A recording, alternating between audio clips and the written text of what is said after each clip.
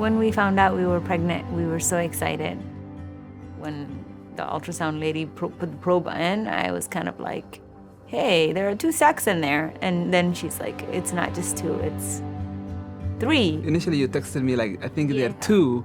And I was like, okay, that's cool. And then it was like, we have 3. Like, okay. Our triplets were born on February 3rd. They have been in the neonatal intensive care unit for 4 weeks now.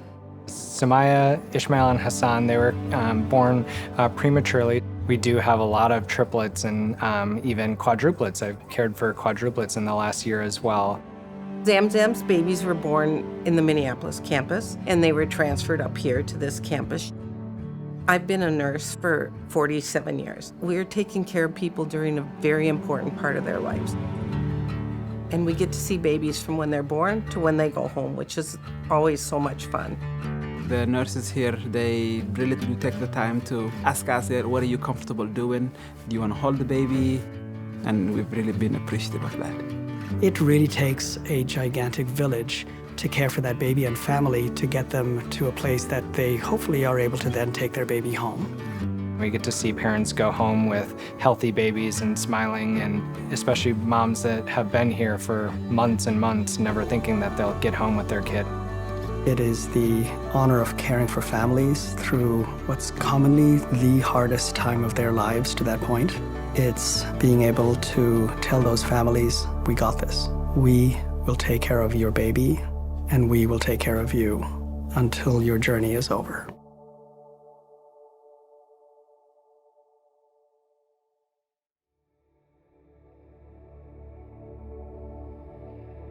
Opal was born at 28 weeks gestation. She weighed 1 pound, 3 ounces. Opal has been in the NICU here at Children's for almost 6 months. So I started with Opal at about day 2 or 3 of life. I was instantly drawn to her just based on her personality. She's always been a little feisty. But once I met her parents, Eliza and Juan, I knew that I wanted to be part of their experience. So Opal was born early, and that can lead to having essentially underdeveloped lungs, which can be a problem. She is bright-eyed and smiley and can be pretty feisty at times. She's got different therapies, music therapy, they sing to her, and she loves it because her heart rate kind of goes down and she feels calm and happy. Leaving Children's Minnesota will be very bittersweet. I've offered many times to bring everybody home with us, but they declined. I hope that they'll miss Opal too, because I think they have a little place in their heart for her.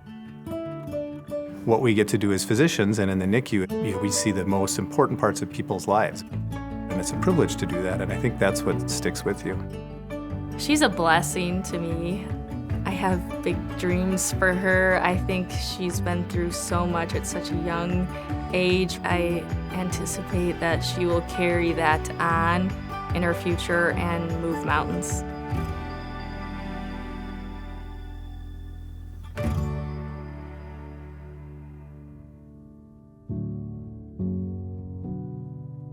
The day Gianna was born was on February 13th, 2022. She weighed exactly 1 pound. It was a very emotional day. Just a lot of emotions, filling up with myself and my partner, Emmanuel, her father. You know, when you give birth, everybody kind of has their birth plan and what they were gonna do. So it was a lot of just feeling scared, not knowing what was gonna happen. Gianna was born extremely premature at 24 weeks gestation. She was extremely growth restricted, so is very tiny even for her said gestational age. When you have a term child, you get to hold your kid right away. And I didn't get to do that. When I knew that I got the opportunity to hold her, I knew that I was gonna hold her for a very long time. I held her for 3 hours. I think God gifted me with such an amazing little precious little soul. And when I have my talks with God, he says to me sometimes, you have no idea what I gifted you with. And that gives me hope. And it just lets me know she's gonna be okay. And she's gonna make it through.